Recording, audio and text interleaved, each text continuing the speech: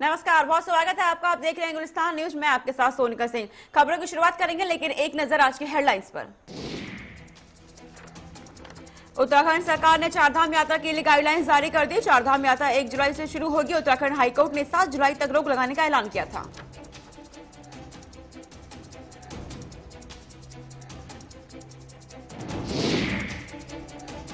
उत्तराखंड में बीजेपी का चिंतन शिविर आज से जारी रहेगा। विधानसभा चुनाव 2022 की रणनीति पर हो रही है चर्चा। बीजेपी का 3 दिवसीय चिंतन शिविर।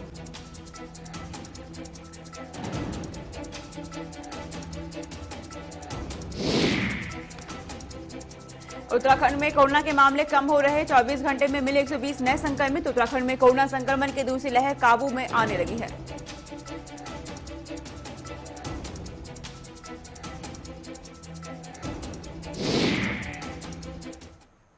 बुलेटिन की शुरुआत करते हैं इस वक्त की अहम जानकारी के साथ, जो उत्तराखंड से सामने आई है। दरअसल उत्तराखंड में चारधाम यात्रा को लेकर बड़ी जानकारी। उत्तराखंड सरकार ने चारधाम यात्रा के लिए गाइडलाइंस जारी कर दी है। ये जानकारी आप तक पहुंचा दें। चारधाम यात्रा 1 जुलाई से शुरू होगी। उत्तराखंड हाईकोर्ट ने 7 जुलाई तक रोक लगाने का ऐलान किया था, लेकिन इसके बावजूद सरकार ने चारधाम यात्रा के लिए गाइडलाइंस जारी कर दी है। दरअसल उत्तराखंड सरकार ने चारधाम यात्रा के लिए गाइडलाइंस जारी कर दी है। आपको बता दें कि 1 जुलाई से शुरू होगी चारधाम यात्रा, लेकिन उत्तराखंड हाईकोर्ट ने 7 जुलाई तक इस पर रोक लगाने का ऐलान किया था, लेकिन रोक के बावजूद सरकार ने चारधाम यात्रा के लिए गाइडलाइंस जारी कर दी है। आपको जानकारी दे दें कि अब 1 जुलाई से शुरू होगी चारधाम यात्रा।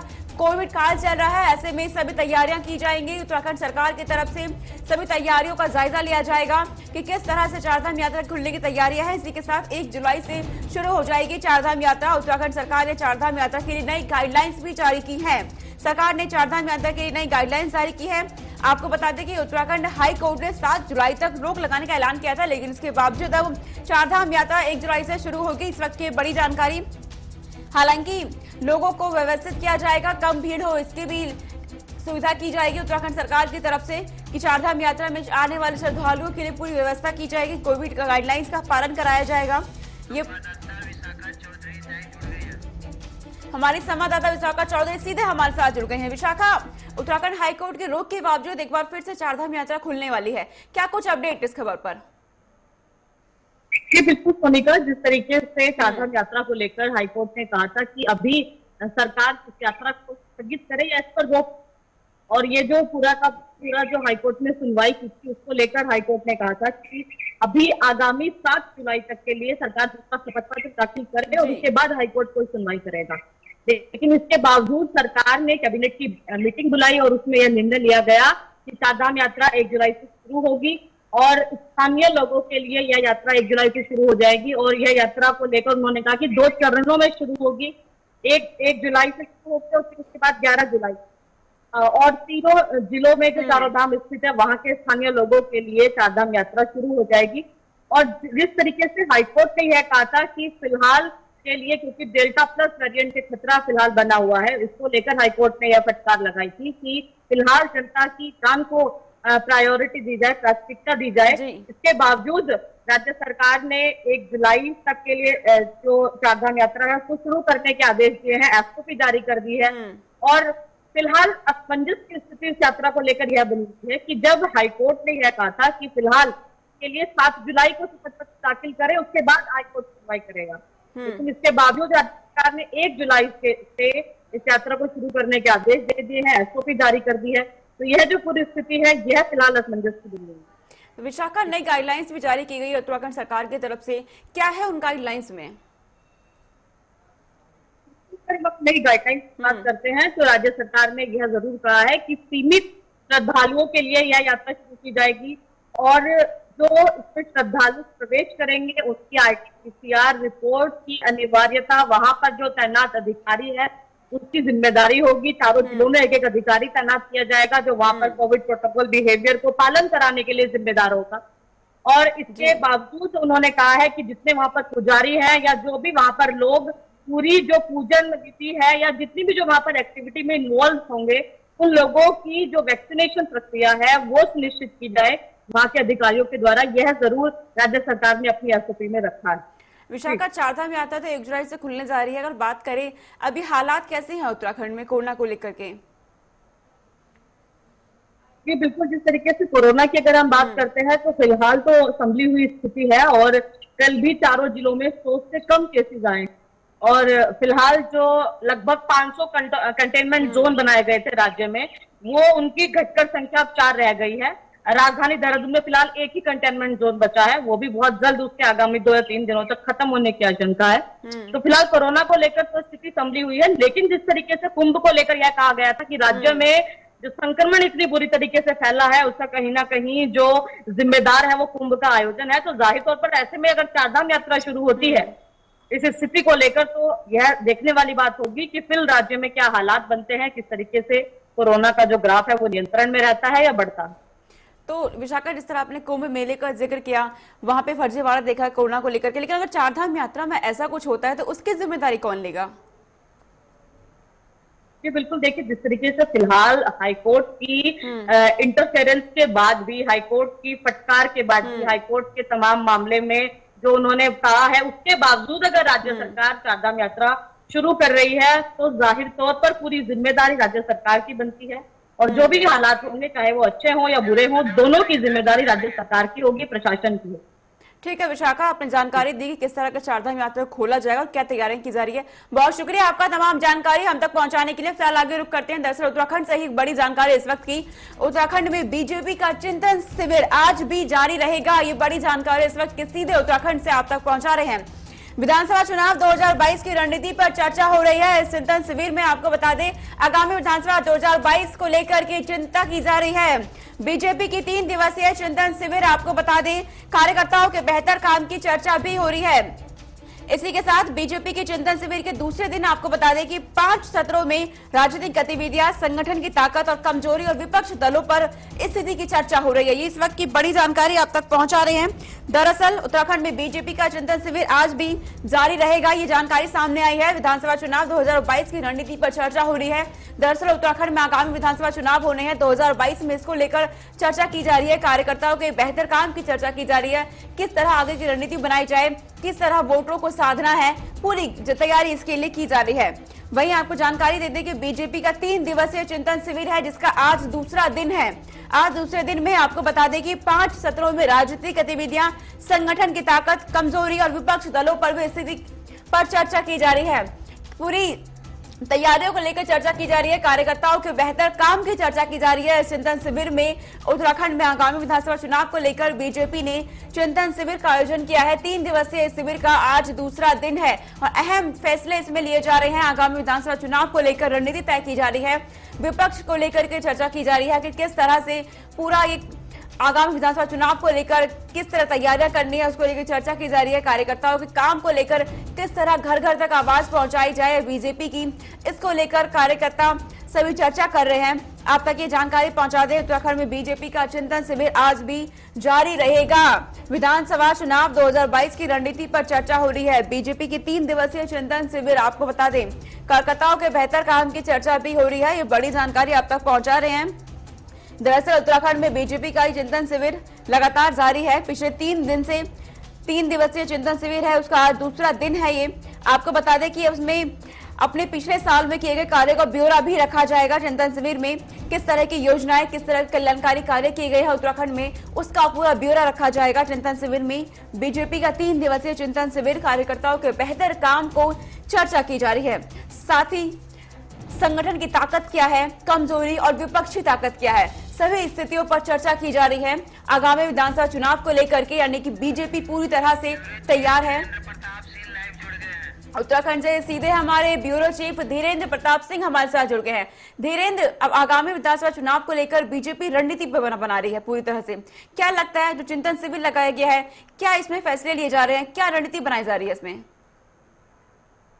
देखिए विधानसभा चुनाव के ठीक पहले चिंतन बैठक हो रही है बीजेपी की, जिसका आज अंतिम दिन है और 3 दिवसीय इस चिंतन बैठक में पार्टी के शीर्ष नेतृत्व के साथ मंत्रिमंडल और मंत्रिपरिषद उपस्थित हैं और गहन विचार विमर्श के बाद रणनीतियों को अंजाम दिया जा रहा है। इनके एजेंडे में क्या शामिल होगा, चुनावी एजेंडे में उस पर बहुत गहनता से डिस्कस हुआ है। इसके साथ ही जो 2017 का मैनिफेस्टो था वो कितना पूरा हो चुका है और उसमें जो काम बाकी है उसे किस तरह से युद्ध स्तर पे जाके चुनाव के ठीक पहले पूरा किया जा सके, इस पर भी चर्चा हुई है।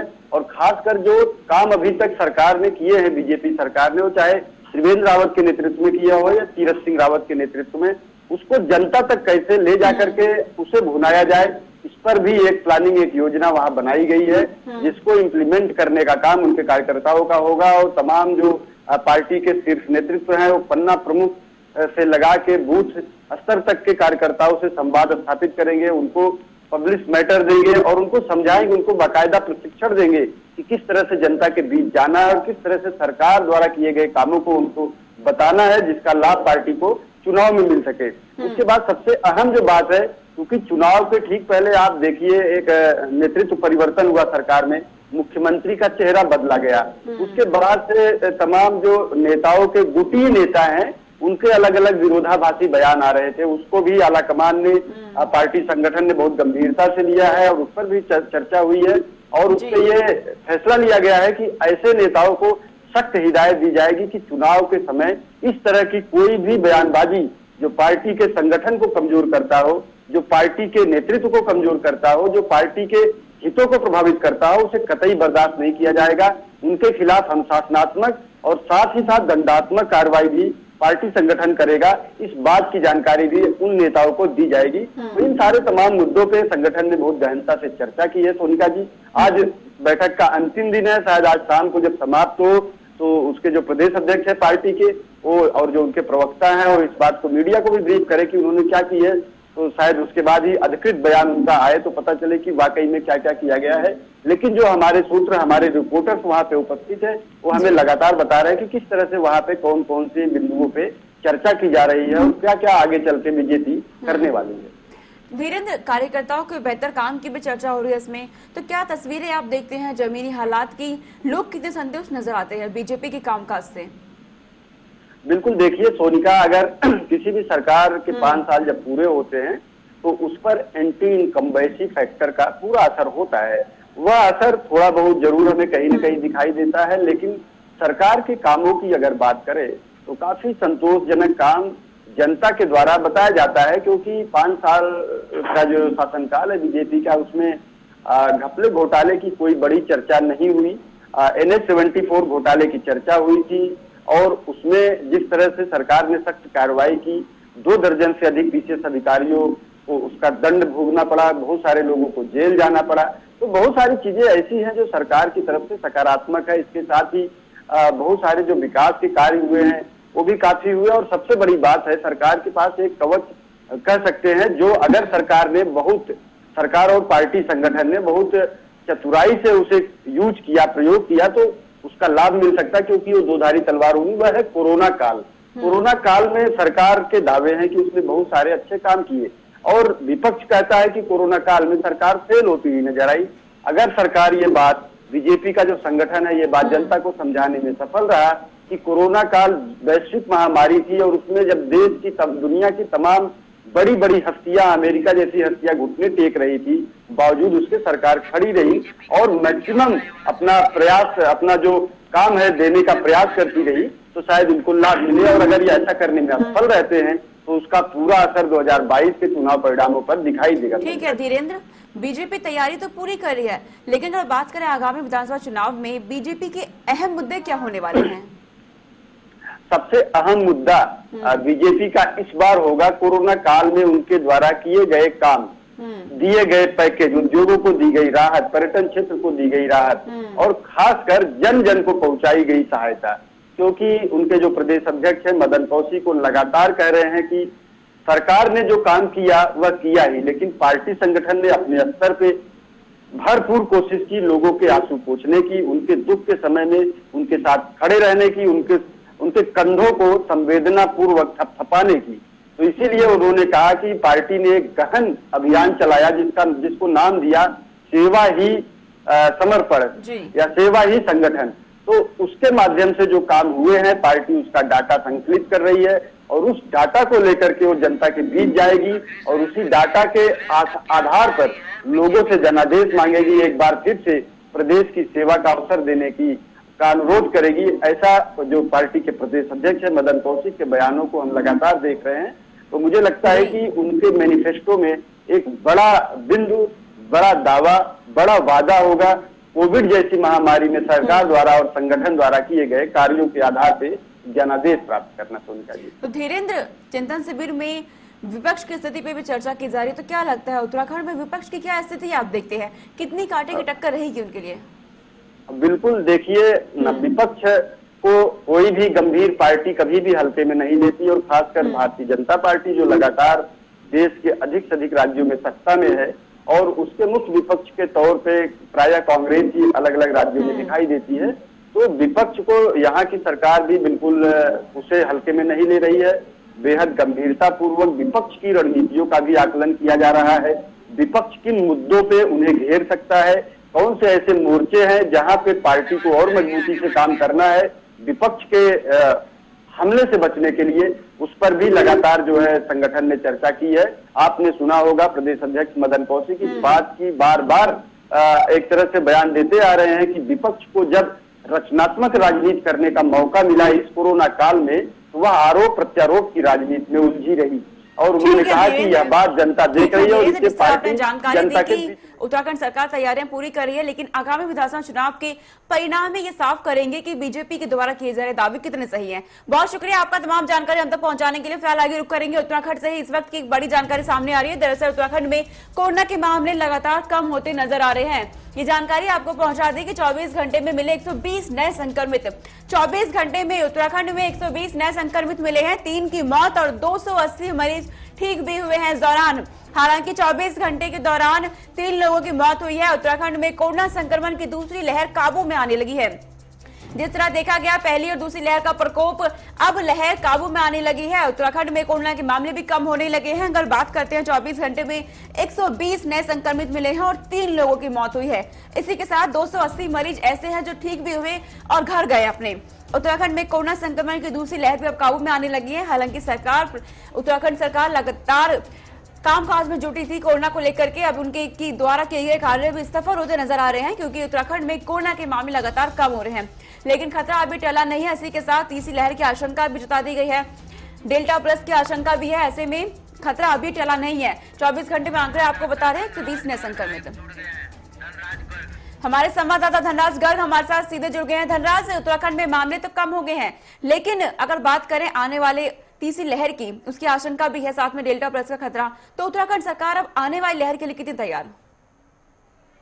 सोनिका, बिल्कुल है कि उत्तराखंड में मामले अब कोरोना के कम आने 24 घंटे की बात करें तो 120 मामले सामने आए हैं। हालांकि 3 लोगों की मौत भी देखने को मिली है और साथ ही 280 मरीज सही होकर अपने घर को भी जा चुके हैं। लेकिन जिस तरीके से सरकार की बात करें, सरकार लगातार तीसरी लहर को लेकर सतर्क है। अभी भी कोरोना कर्फ्यू लगातार उत्तराखंड में जारी है, और लेकिन उस कोरोना कर्फ्यू के चलते कहीं ना कहीं जो व्यापारियों को छूट दी गई है, एक व्यापारियों को जो नुकसान हो रहा था उसको उभारने के लिए एक छूट जरूर दी गई है कि जो सुबह 7-8 बजे से लेकर 5 बजे तक दुकानें खुलती थी, उसमें 2 घंटे की बढ़ोतरी की गई है। अब 7 बजे तक दुकानें खुलेंगी। तो कहीं ना कहीं जिस तरीके से सरकार की बात करें तो सरकार लगातार कोरोना के मामले को देखते हुए सतर्क बनी हुई है। और तीसरी लहर की बात करें तो तीसरी लहर के लिए भी व्यवस्थाओं की बात करें, तमाम व्यवस्था करने में सरकार जुटी हुई है। अस्पतालों में देखा जाए तो बेडों की संख्या बढ़ाई जा रही है। तमाम मुख्यमंत्री खुद तीरथ सिंह रावत कह चुके हैं कि यदि जरूरत पड़ी तो तीसरी लहर में वो अपने सीएम आवास को भी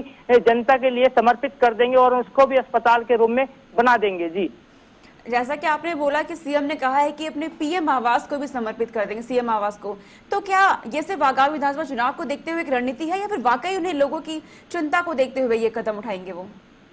जी बिल्कुल सोनिका, माना जा सकता है कि जिस तरीके से विधानसभा चुनाव सिर पर है तो कहीं ना कहीं इसको देखते हुए इससे जोड़ा जा सकता है कि जो मुख्यमंत्री लगातार घोषणाएं कर रहे हैं और तमाम घोषणाएं उन्होंने की हैं, और साथ ही उन्होंने कहा है कि जो सीएम आवास है उसको भी वो जनता के लिए समर्पित कर देंगे, तो उससे भी जोड़कर देखा जा सकता है। लेकिन फिलहाल देखा जाए तो कहीं ना कहीं जनता की चिंता जरूर तीरथ सिंह रावत को सता रही है कि जनता को किस तरीके से बचाना है और किस तरीके से जो तीसरी लहर आएगी तो उससे किस तरीके से निपटना है, उसके लिए अभी से ही तैयारियों में तीरथ सिंह रावत जुटे हुए हैं। जी, बात करें उत्तराखंड में कोरोना के मामले तो कम हो गए धनराज, लेकिन मौसम भी बदल रहा है। ऐसे में बारिश का मौसम चल रहा है, तो लोगों के लिए अस्पतालों में कितने प्रबंध है, अस्पताल प्रशासन कितना तैयार है?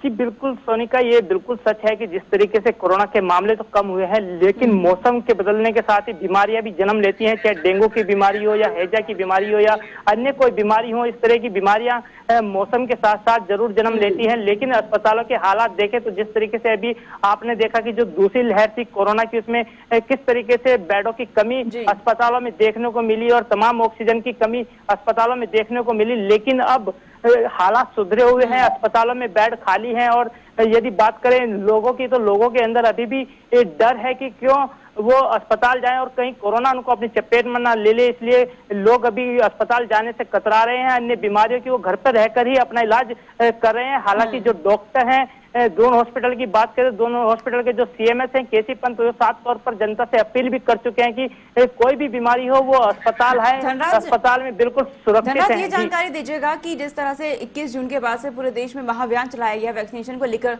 तब उत्तराखंड में वैक्सीनेशन की प्रक्रिया कहाँ तक पहुंची है?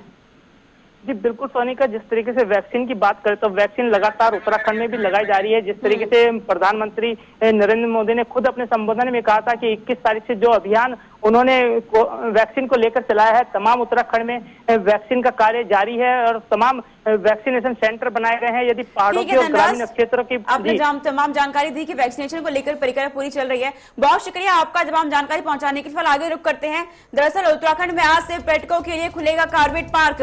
कॉर्बेट पार्क उत्तराखंड में आज से पर्यटकों के लिए खुल जाएगा। ये रात भरी खबर। पुरानी व्यवस्था के अनुसार होगी जंगल सफारी। पुरानी व्यवस्था के अनुसार ही जंगल सफारी होगी। उत्तराखंड में अब ढेला, जिरना, बिजरानी और गर्जिया जोन में भ्रमण कर सकते हैं। यानी कि अब आप महामारी के चलते बंद कॉर्बेट पार्क पर्यटकों के लिए खोला जा रहा है। उत्तराखंड में आज से पर्यटकों के लिए कॉर्बेट पार्क खुल जाएगा, जिससे कारोबार व्यापारियों के लिए भी बड़ी राहत भरी खबर है। पुरानी व्यवस्था के अनुसार ही जंगल की सफारी होगी। हालांकि ये जानकारी दी गई है कि पुरानी व्यवस्था जिस तरह थी उसी के अनुसार ही जंगल की सफारी अब आगे भी रहेगी। आपको बता दें कि ढेला, जिरना, बिजरानी और गर्जिया जोन में भ्रमण कर सकते हैं। महामारी के चलते बंद रहा कॉर्बेट पार्क एक बार फिर से अब खुलने जा रहा है। लोगों के लिए अच्छी खबर, पर्यटकों के लिए अच्छी खबर सामने आई है। पर्यटकों के लिए खोला जा रहा है एक बार फिर से, जिसके चलते व्यापारियों के लिए भी अच्छी खबर सामने आई है, पर्यटक विभाग के लिए भी। हमारे संवाददाता संचित शर्मा हमारे साथ जुड़ गए तमाम जानकारी के साथ। संचित, एक बार फिर से कॉर्बेट पार्क खुलने जा रहा है, किस तरह से खोलने की तैयारी की गई है, जानकारी दीजिएगा। संचित, आवाज आ रही है जी? हेलो जी। हाँ, मैं आपको बता दूं कि आज कोविड जो आपका कॉर्बेट पार्क है इसको खोलने की द्वारा की गई, इसका आदेश भी जारी हो चुका है कि आज से कॉर्बेट पार्क खुलेगा। जिस तरीके से पिछले दिनों जो लोगों की बुकिंग की गई थी, 60,000 लोगों की बुकिंग इसमें हुई थी, उसके 1 करोड़ रुपए कॉर्बेट पार्क ने वापस कर दिए थे लोगों को। लेकिन जिस तरीके से कोविड कर्फ्यू के बीच में कॉर्बेट पार्क बंद रहा और अब दोबारा से खोलने की कवायद शुरू कर दी गई है और अब कॉर्बेट पार्क को खोल दिया जा रहा है, तो उसको लेकर के जो सैलानी है, जो पर्यटक है, उनका रुझान इस तरफ ज्यादा बढ़ता जा रहा है। जिस तरीके से हमने देखा बीते दिन कि मसूरी और नैनीताल को लेकर के जो पर्यटक थे, वहां पर ज्यादा भारी संख्या में वहां पर पर्यटकों को आना जाना था। लेकिन इसको खुलने के बाद जो थोड़े पर्यटक है वो शायद कॉर्बेट पार्क की तरफ डाइवर्ट होंगे और जो प्रशासन की जो थोड़ी चुनौती होगी वो कॉर्बेट पार्क की तरफ भी बढ़ती जाएगी। ठीक है संचित, आपने जानकारी दी कि किस तरह से कॉर्बेट पार्क खुलेगा और पर्यटकों के लिए एक राहत भरी खबर सामने आई है। बहुत शुक्रिया आपका तमाम जानकारी हम तक पहुंचाने के लिए। फिलहाल इस बुलेटिन में इतना ही। देश दुनिया की तमाम खबरों के लिए देखते रहिए गुलिस्तान न्यूज। नमस्कार।